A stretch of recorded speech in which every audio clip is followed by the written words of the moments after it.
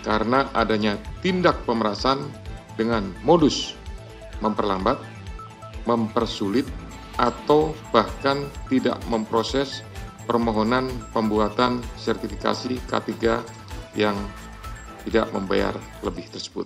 Proses yang sudah berjalan, kita hormati independensi KPK.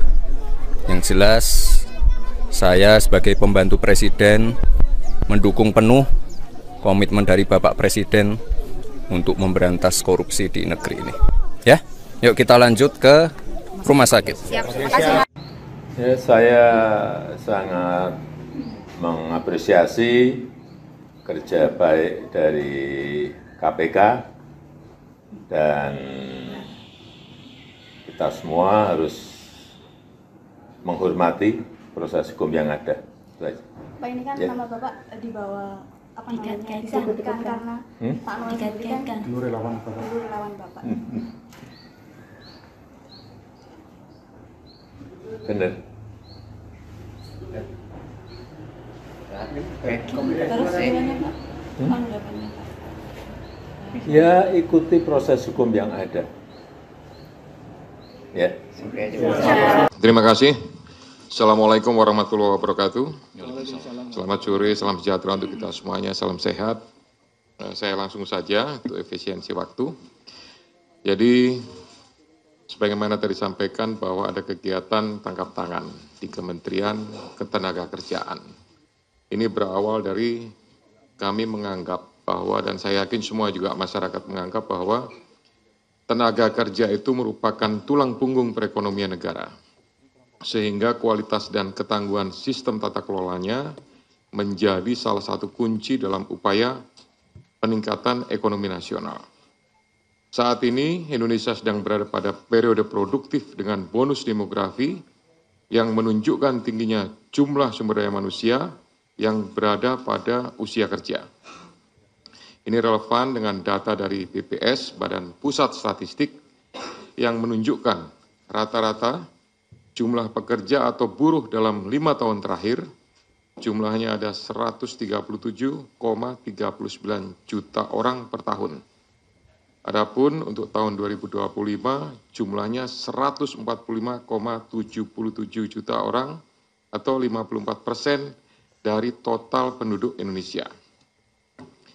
Dari populasi tersebut, tenaga kerja atau buruh pada bidang dan spesifikasi pekerjaan tertentu itu diwajibkan memiliki sertifikasi K3, keselamatan dan kesehatan kerja, dalam rangka menciptakan lingkungan kerja yang aman, sehat, dan nyaman sehingga meningkatkan produktivitas para pekerja.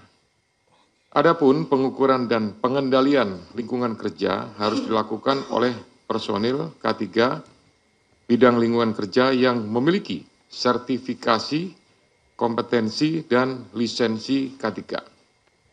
Ironinya, ketika kegiatan tangkap tangan, KPK mengungkap bahwa dari tarif sertifikasi K3 yang sebesar Rp275.000, tapi fakta di lapangan menunjukkan bahwa para pekerja atau buruh harus mengeluarkan biaya hingga Rp6 juta karena adanya tindak pemerasan dengan modus memperlambat, mempersulit, atau bahkan tidak memproses permohonan pembuatan sertifikasi K3 yang tidak membayar lebih tersebut.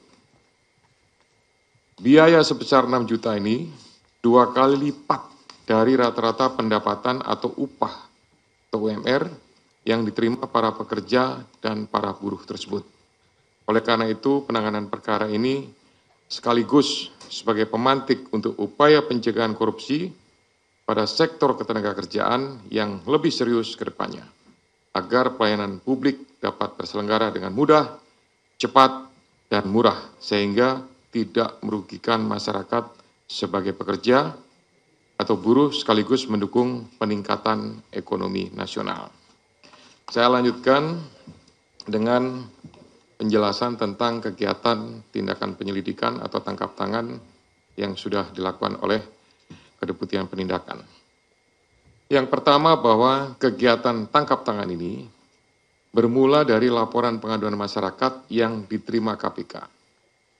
Hal ini sekaligus sebagai bentuk kontribusi konkret dan dukungan publik dalam pemberantasan korupsi.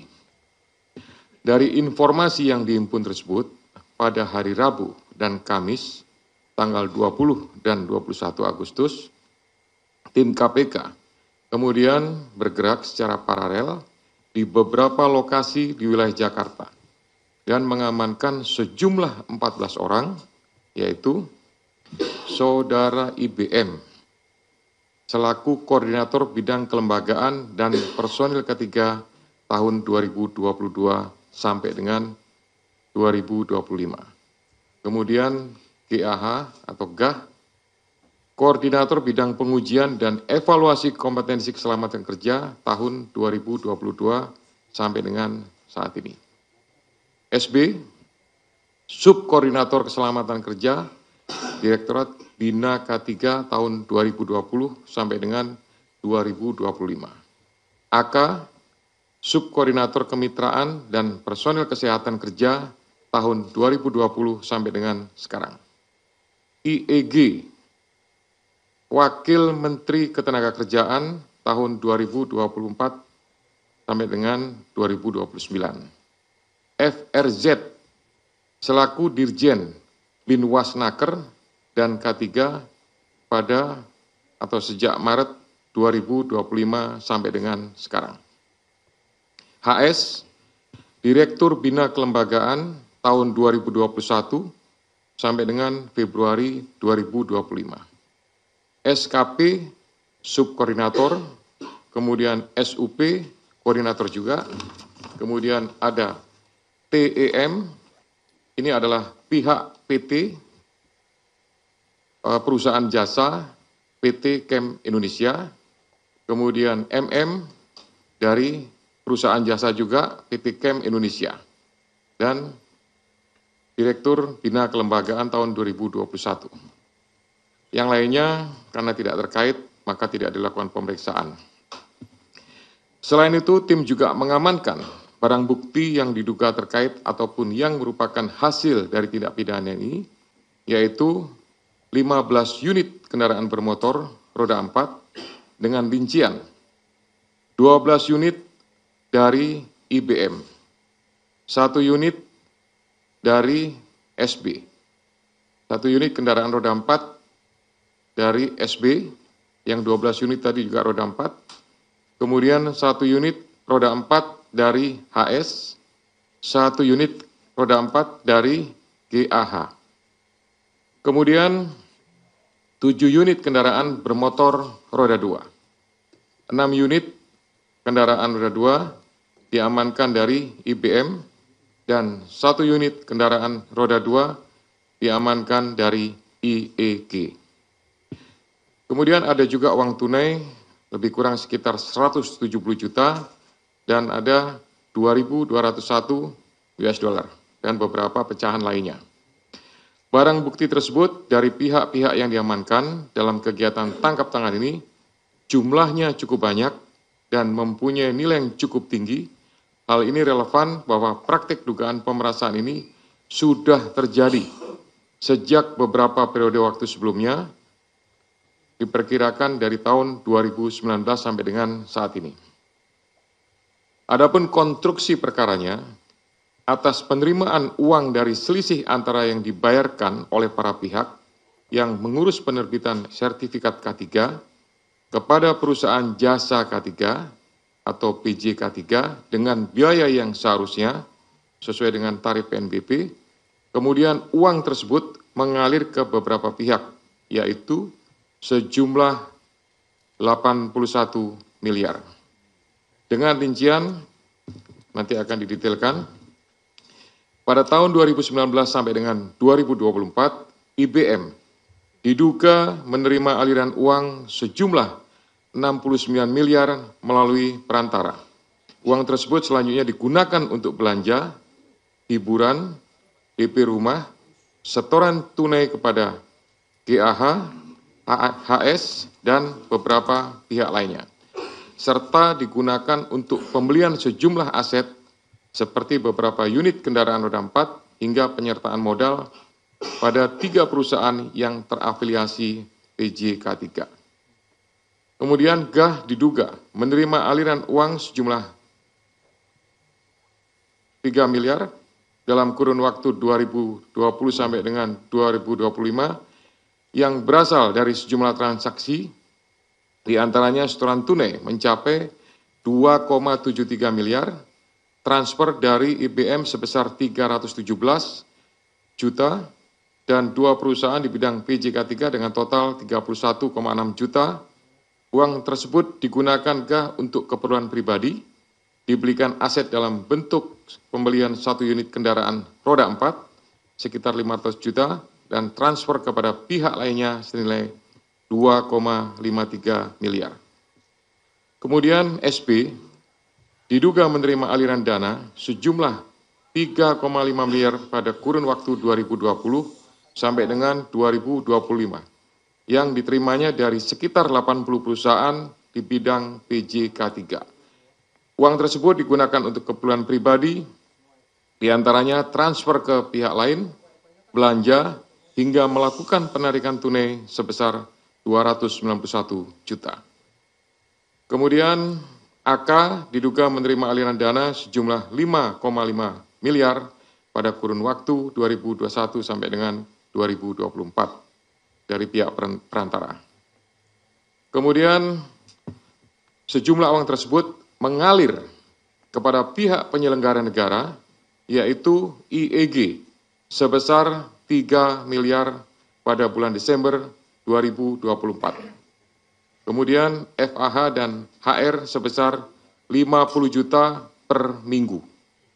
HS lebih dari 1,5 miliar selama kurun waktu 2021 sampai dengan 2024, serta CFH berupa 1 unit kendaraan roda 4. Sehingga dalam perkara ini, pihak-pihak yang diduga menerima aliran uang dari PJK3 adalah IBM, kemudian KAH, SB, AK, IEG, FRZ, CFH, HS. KPK selanjutnya melakukan pemeriksaan secara intensif dan telah menemukan sekurang-kurangnya 2 alat bukti yang cukup. KPK kemudian menaikkan perkara ini ke tahap penyidikan dengan menetapkan 11 orang sebagai tersangka, yakni IBM, kemudian KAH, SB, AK, IEG, FRZ, HS, SKP, SUP, TEM, dan MM. KPK selanjutnya melakukan penahanan terhadap para tersangka untuk 20 hari pertama terhitung tanggal 22 Agustus sampai dengan 10 September 2025 di Rumah Tahanan Cabang KPK Gedung Merah Putih.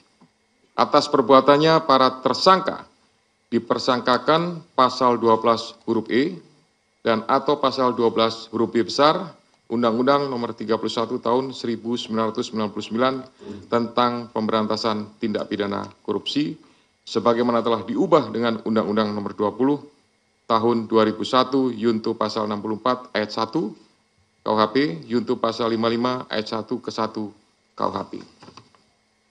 Demikian penjelasan pointer atau beberapa hal rangkaian daripada kegiatan tindakan penyelidikan tertangkap tangan. Sudah kami tetapkan semuanya. Jadi saya tambahkan ini merupakan sebuah keprihatinan sebenarnya. Ya, aslinya seperti itu. Saya yakin semua pihak merasakan sebuah keprihatinan di saat pengurusan tenaga kerja harusnya dipermudah, tapi kemudian ada sekelompok pejabat yang justru memanfaatkan, mengetahui, membiarkan, bahkan menikmati dan menerima ya uang yang berasal dari pihak-pihak tenaga kerja perusahaan yang kemudian digunakan untuk kepentingan pribadi.